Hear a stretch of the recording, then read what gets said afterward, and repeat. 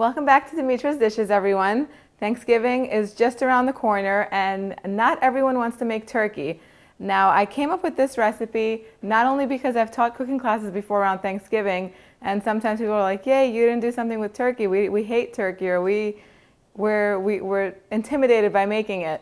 So even though turkey is not that hard to make, I'll have another recipe coming up if you guys want to watch it, but that's for another day. Today I'm going to teach you how to make Cornish hens.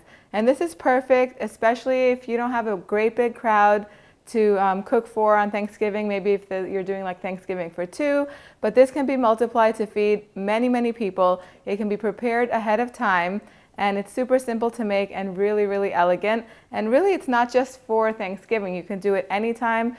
Anytime you have a special person over that you'd like to impress, make a stuffed Cornish hen, and it will be a great hit, I promise. Now, there's a few steps that have to be done, so we're going to go over the recipe step by step, and I'm going to begin by teaching you how to make the filling. The filling that I'm going to be making for these Cornish hens is the same one that I made to make my yemista, my deconstructed yemista, which are basically my stuffed peppers and stuffed tomatoes. And I also have a recipe on a quick, like, weekday dinner idea that I did of a deconstructed version. And basically that's the same filling with just some raisins and pine nuts added to it. The ingredients are, I have some onions and garlic that I have cooking down over here for the past like 10-15 minutes until they're nice and golden with a little bit of olive oil. So you need that. You're going to need some canned tomatoes, a little bit of rice, some pine nuts. Pine nuts and raisins are optional. You can leave them out or you can put them in, and they're really nice around this time of year. So I suggest you put them in. And then you can substitute cranberries if you like for the raisins. But I love the way the raisins are. That's how my mom made it growing up, so it kind of brings me back to my childhood. Then you need lots of herbs. You need some parsley, you can use dill, you can use oregano, which I'm also putting in, and then some salt and pepper. That's pretty much all you need for the stuffing. Let's get started on making it, and it really comes together really quickly. I think the only thing I forgot to mention is you're going to need some ground beef. You can use ground beef, ground turkey, ground chicken, whatever you love, use ground meat in here. So I'm going to add my ground meat to this. Just break it up, and this is lean ground beef. I don't like to use the fatty kind because then it releases too much oil and it makes the filling really greasy, and you don't want a greasy filling, you guys. But if you do happen to have maybe a ground beef that's a little more fatty, before you add it to your onions, kind of saute it on its own and then drain out whatever fat renders from that. And then you can just add your onions to it. So I'm just going to increase the heat to high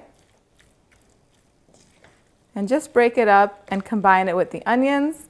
Then we're pretty much going to add most of the other ingredients except for the rice. I'll add a little bit of salt and pepper.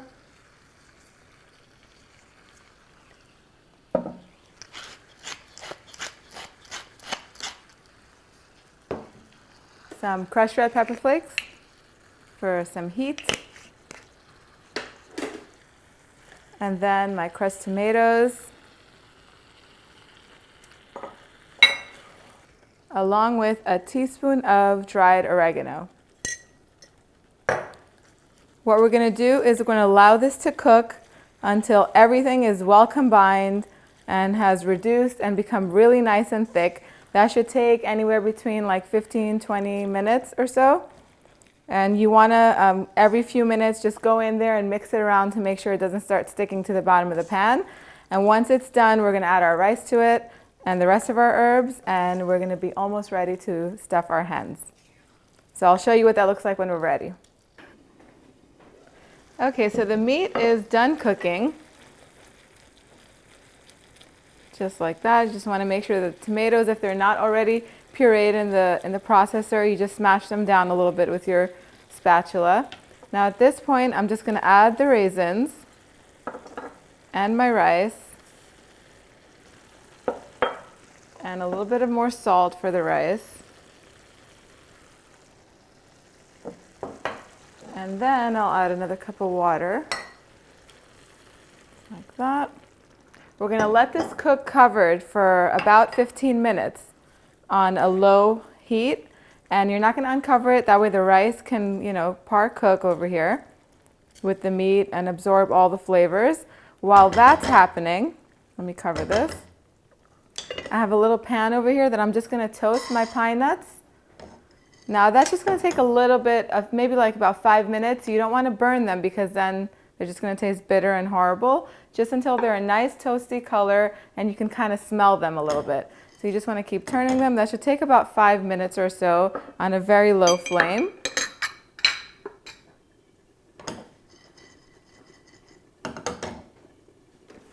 So while that's cooking, let me talk to you about the vegetables that we're going to roast with this.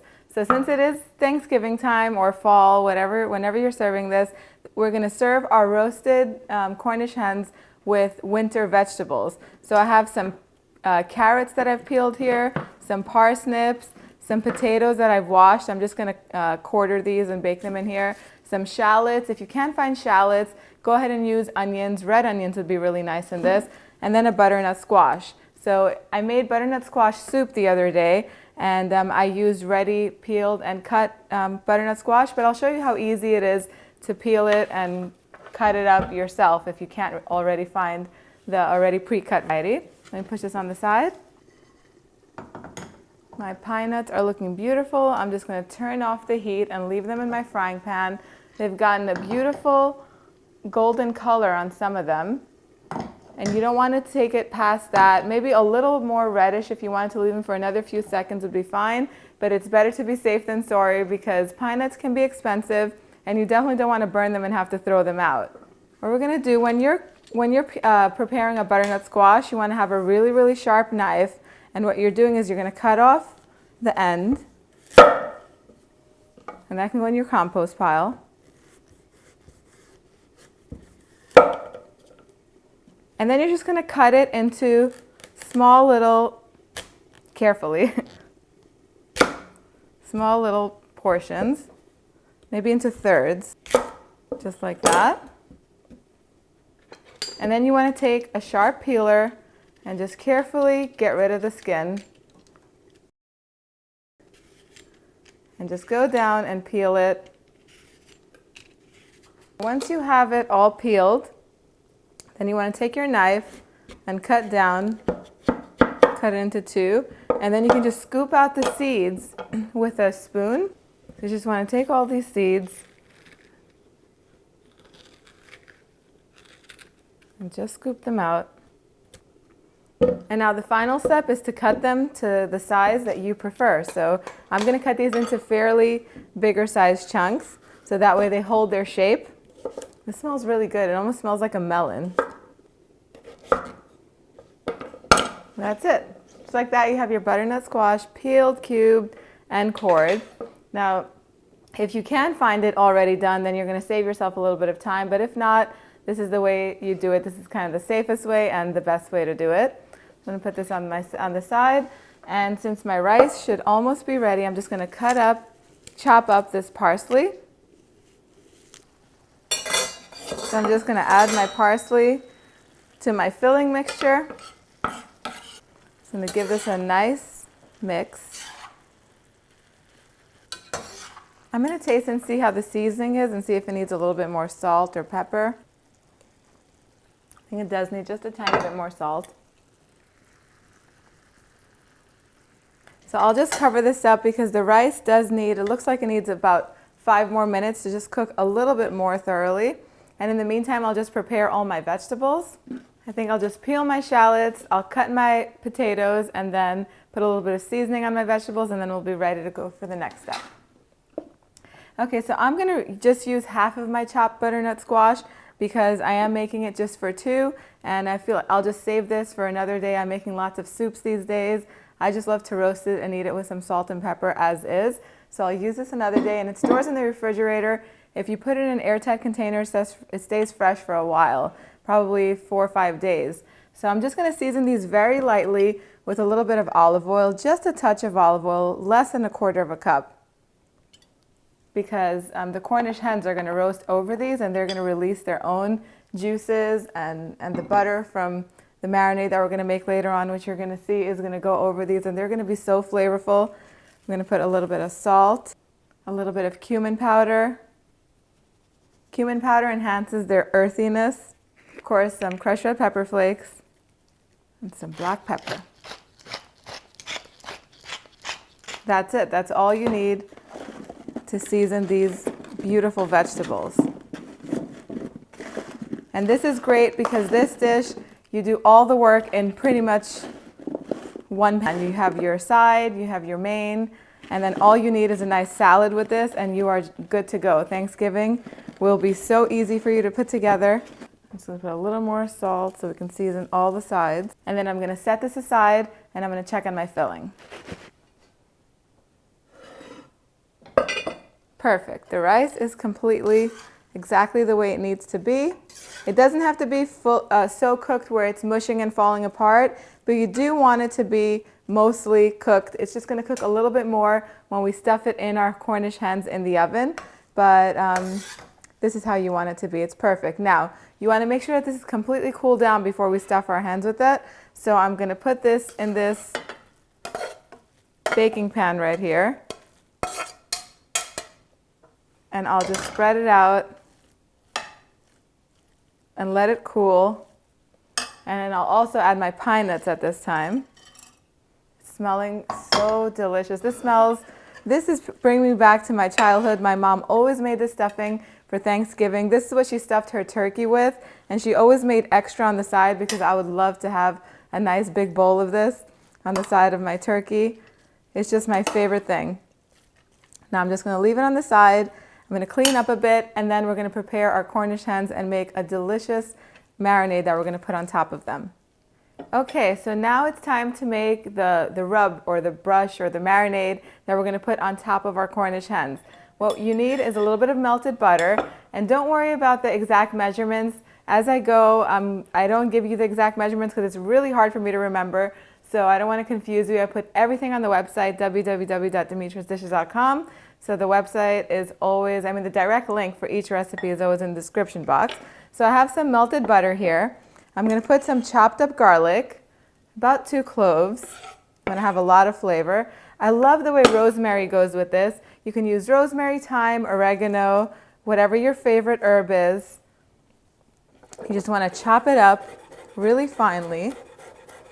It smells amazing. And this is the best air freshener there is.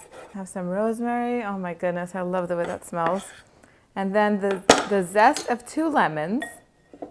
Did you know that there's more flavor in the zest than there is in the actual juice? But be careful when you're zesting that you don't get the white part. You just get the shiny yellow part. That's where all the flavor is. The white part gets a little bit bitter, so you just want to avoid that in your marinade. Let's get the other one in there. And then we're going to need the juice of half a lemon.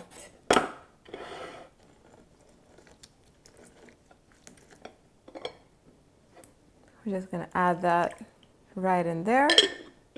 Just mix it all up. You want to make sure that you've washed and pat dry your Cornish hens. Pat them completely dry so that way all the flavor sticks to them. Before we start putting this on there, you're going to have your clean hands. You always want to make sure when you're working with poultry that you don't cross-contaminate anything. So before you touch them, use one hand to touch and the other one to season with. Or if you really wanted to really be more careful, take some salt out in a separate dish so that way you don't contaminate your big salt container. So you want to salt inside the cavity all around, and then some cumin powder, just a little bit. Now we're going to stuff these now. Let me wash my hands. So now, as you can see, we have extra stuffing. We're not going to use all of this stuffing. We're going to have leftover because I love to eat this as it is. If you don't want to have leftover, then just cut the recipe in half. Push it in there. And it's about a cup of stuffing for each hen. And I like it when the stuffing is coming out because that stuffing that comes out gets caramelized and crunchy and just tastes so awesome. Put this on the side.